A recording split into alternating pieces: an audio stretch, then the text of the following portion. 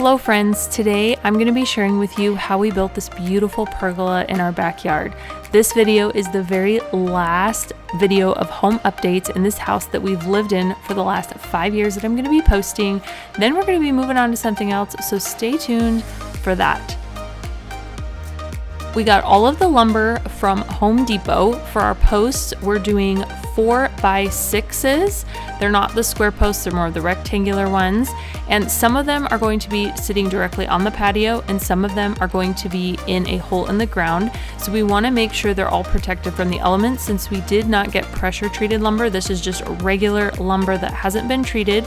So we measured up how much of it is going to be in the ground and needs to be protected, and we taped it off with some painter's tape, and then we're using some Flex Seal, just the white paint, and we're going to paint the bottom half of that just to give it a nice layer of protection from water, from the snow, from the elements, and from the dirt in the ground.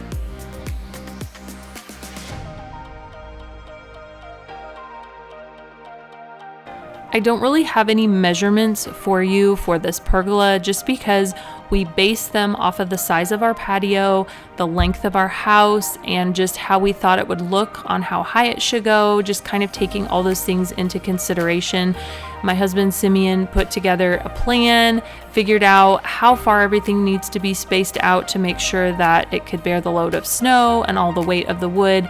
So he was the math genius behind that. And we did decide to go ahead and go the entire length of the house and not just our patio, since our patio doesn't go the whole length of the house.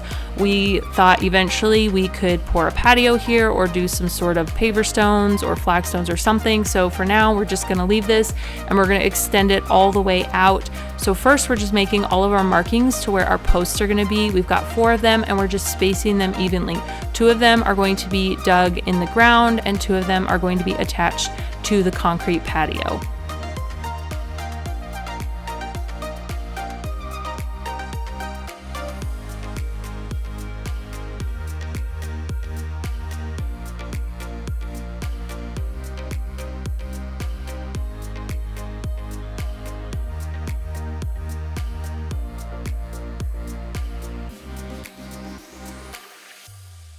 We went into the house to figure out where our header board was. That way we knew exactly on the outside where our support board, where all our slats are going to be coming off of, is going to be screwed into across the back, because we want to screw it into actual wood and not into just the stucco because we need that support. Then we measured our beam, which I believe was a 2x6 that's going to go across the whole length of the house, and we marked I think it was about every 2 feet that we were going to be screwing into the stucco through the header board. Then we found this really nice black hardware. I don't know what these are called, but it's what our slats are going to be coming off of. So we're also going to be measuring where these are going to be. We just kind of figured out how far apart we wanted them, and then that way we could mark them so we can screw them on later. We did go ahead and screw on each end of the board our large screws in there. That way when we got it up on to the house, we can actually screw that in and it's already mostly pre-drilled in there. These are the screws that we use. They're 6-inch screws and they look really pretty and they're black, and we just thought the black hardware would look really nice on this pergola. All right, it was quite the feat to get this board up here. We had our markings, but we still had to make sure it was nice and level. So I would hold up one side while Simeon would screw in the other. And then when it came time to do the side that I was holding, I had to actually get another board to hold it up while he made sure it was level and screwed in the other side because it was quite heavy. But we eventually got the whole thing up, and then we filled in all the spaces that we had marked and screwed that into the stucco and the header.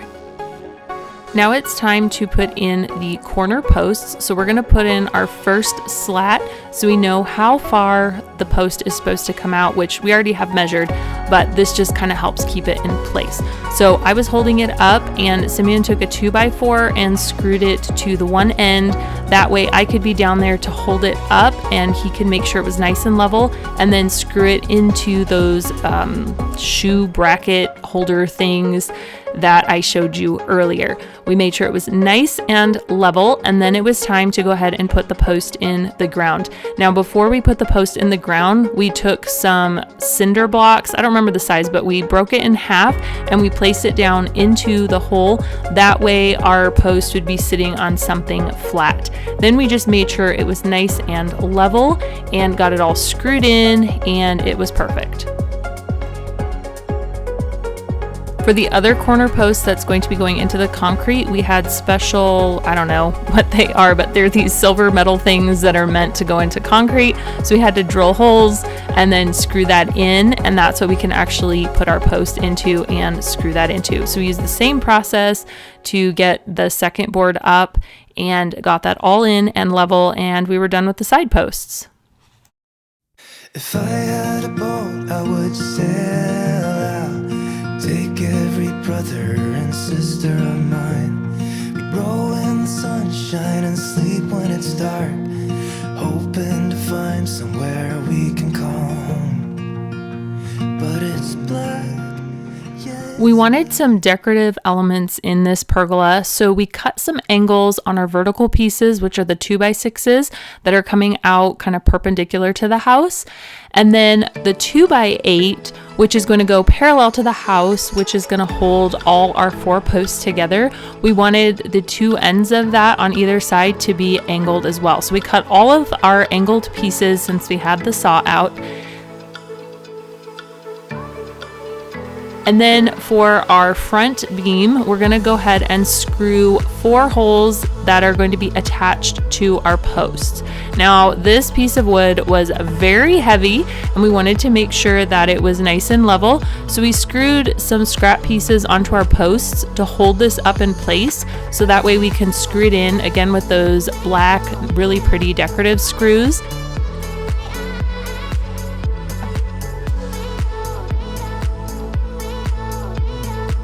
We screwed all of those black brackets in that are going to hold our vertical pieces, and we're only going to put the ones in for now that go right next to the posts. And this is just going to give the pergola strength so we can get everything nice and level and square to each other, because as you can see, this middle post here is still held up by those side 2x4s. So we're just using the level and just trying to make sure this gets all level and kind of perfectly in place.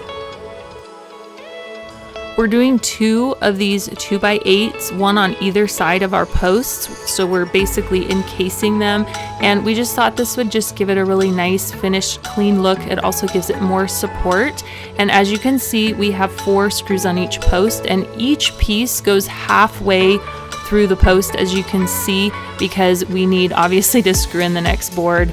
So that's kind of why we went with these 4x6 posts, so that way we have a little bit more to attach onto.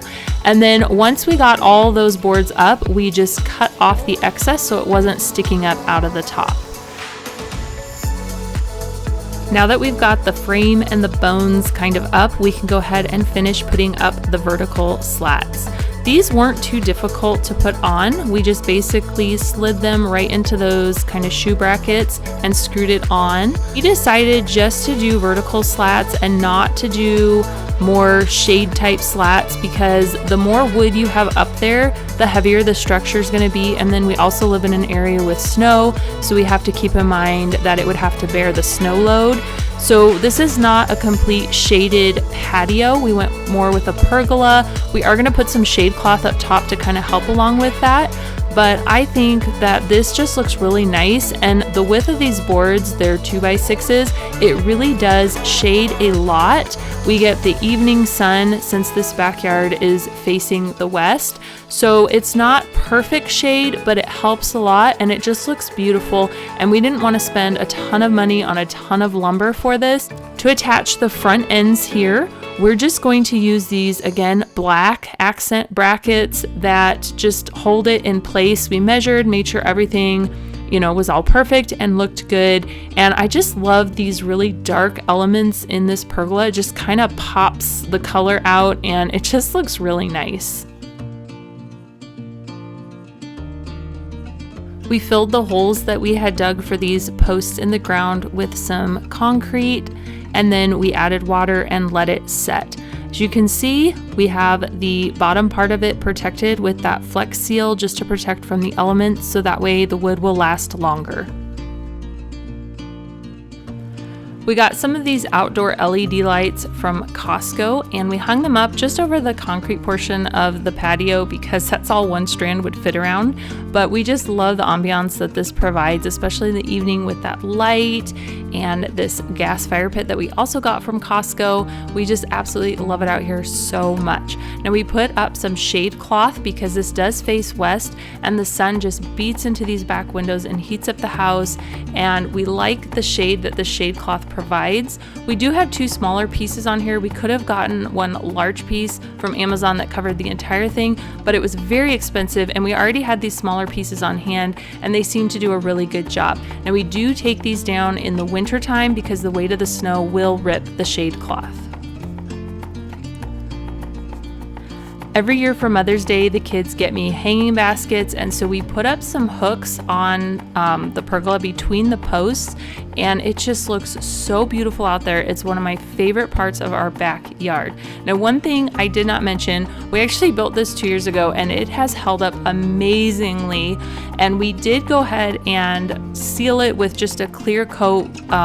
I don't know, it's made for patios and pergolas and stuff, and it just seals the wood, and it has kept it from fading in the sun and just looking really nice. Also in this picture you can see at the bottom we also did like a decorative I don't know, base around the bottom of the post to cover up that extra paint that we sealed the post with to protect it from the elements in the ground.